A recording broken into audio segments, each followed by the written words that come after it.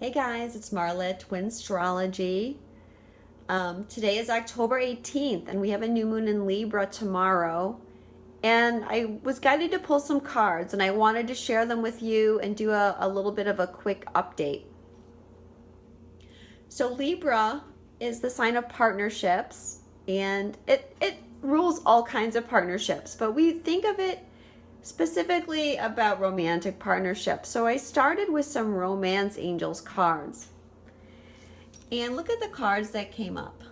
Love yourself first, codependency, and free yourself.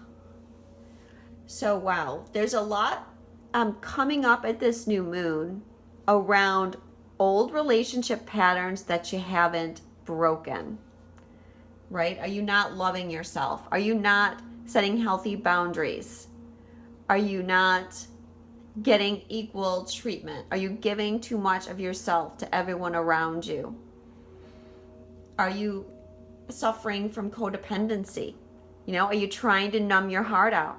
Are you drinking or taking drugs or sleeping all the time or vegging out in front of the TV because you're not happy in your relationship or you're not happy in yourself? Or are you seeking validation through your partners because you don't feel worthy enough yourself inside? Are you giving your power away? Again, this goes with self-worth and not feeling worthy. So feeling like you have to give and give to the other person. Or do you have old belief systems that are stopping you from changing or making you feel like you're in prison when, truly you're not? You can change anytime you want to, and no one has power over you to stop you from changing. These are your own mental patterns that are coming up. So these are some big issues. If you're still dealing with them, you're likely to be feeling them. Now, this new moon is opposite Uranus, and Uranus is revolution. So this energy can definitely help us change these patterns. Now, if you're in a karmic relationship, and these karmic relationships are suffering from these issues, you're gonna start having a really hard time with this.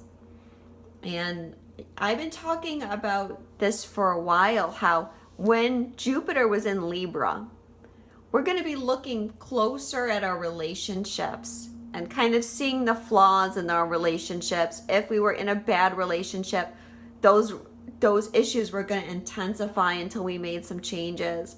But the real work and the real benefit for twins was going to come when Jupiter goes into Scorpio.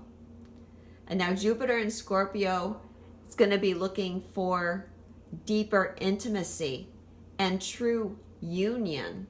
That is what Scorpio is about. That merging energy or union.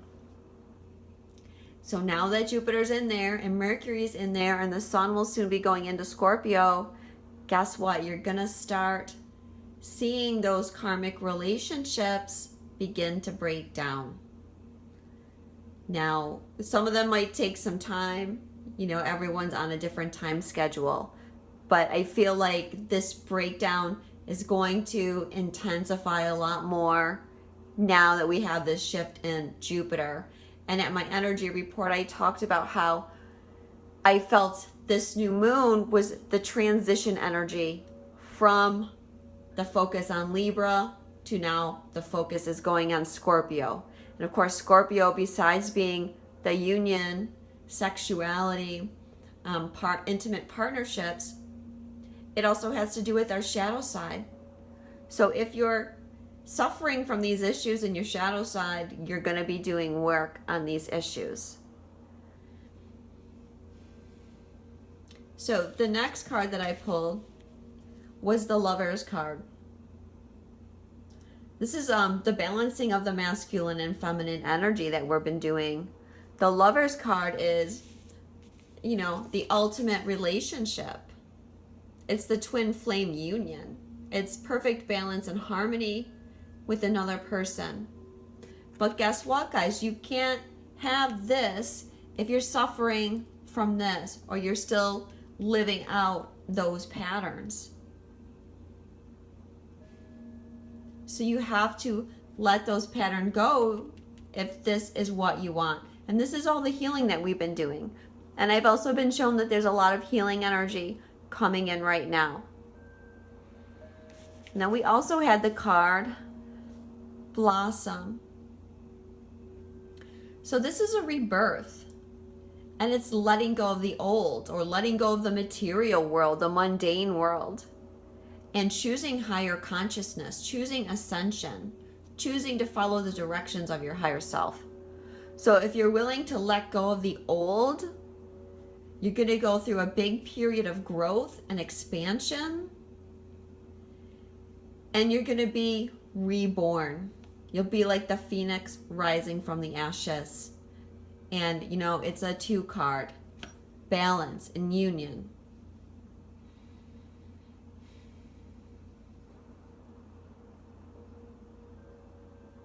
This card can also represent awakenings as well. So could be that more twins are awakening. But again, I feel that in order to have this, you've got to let go of those cards at the top and the karmic relationships too. It's, you know, it's the nature of karmic relationships to teach you lessons. So you learn your lesson and you move on. That can be hard for people to surrender that idea. The card in the middle from the Goddess deck is Isolde, Undying Love.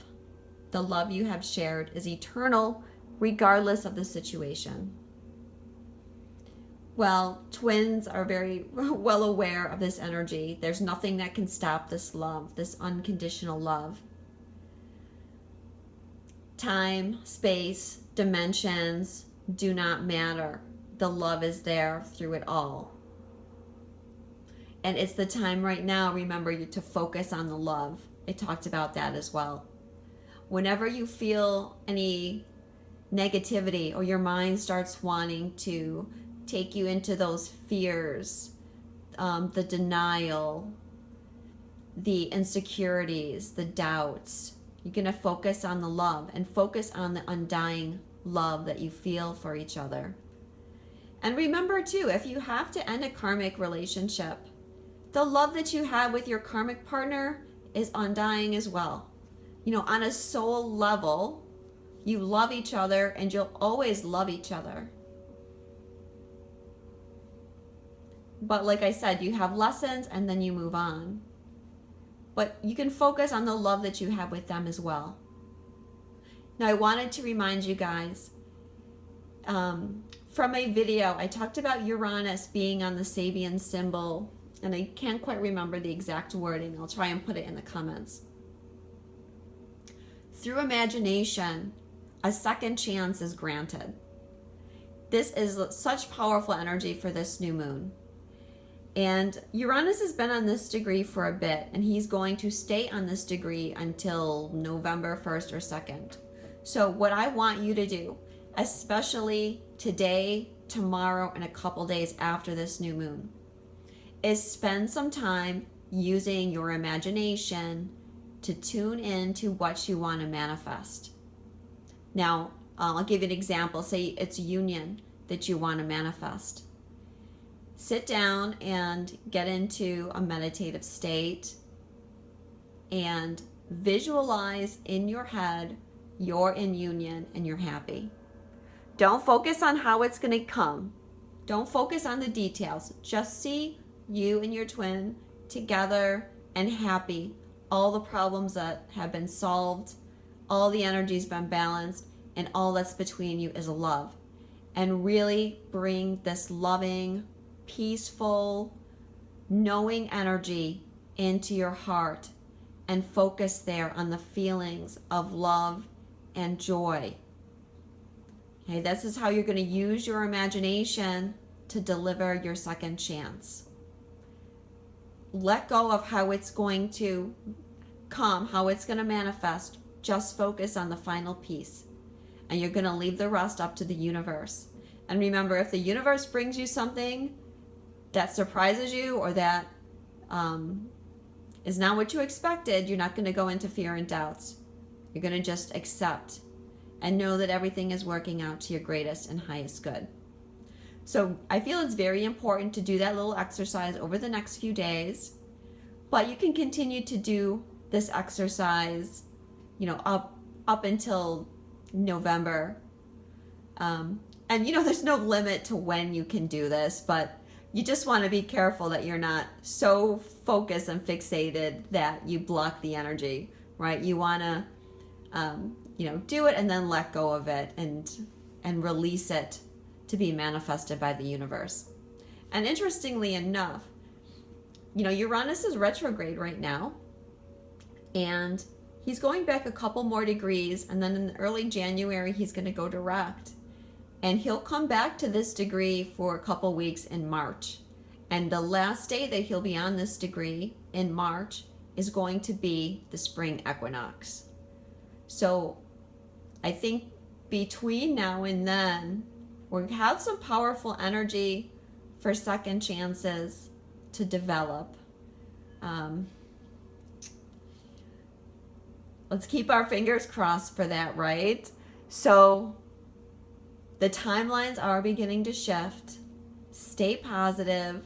Stay in joy as much as possible. I know the energy this last week has not been easy. There's been a lot of up and down, a lot of emotions coming up to be released, and some of that may be connected to your partner. But just do what you can to let it out. Don't be afraid of expressing your emotions or crying or whatever you have to do, or revisiting some old timelines. And not only do we have Uranus opposing this on that Sabian, but don't forget Chiron is in conjunct the new moon as well.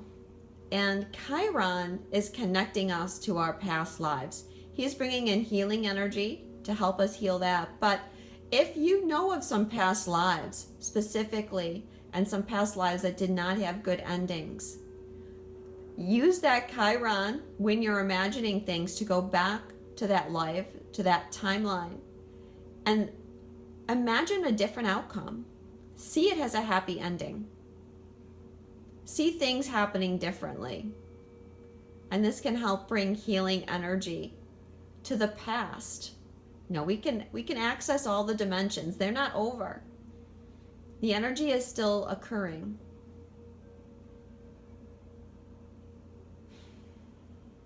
You can even do this for something that happened when you were younger as well. It doesn't have to be a past life. If you need to heal something that's happened earlier in your life, you can use the same thing. Imagine a different outcome. Access that Chiron energy and bring in some healing. All right, guys, thank you so much. Love you, and I will talk to you soon.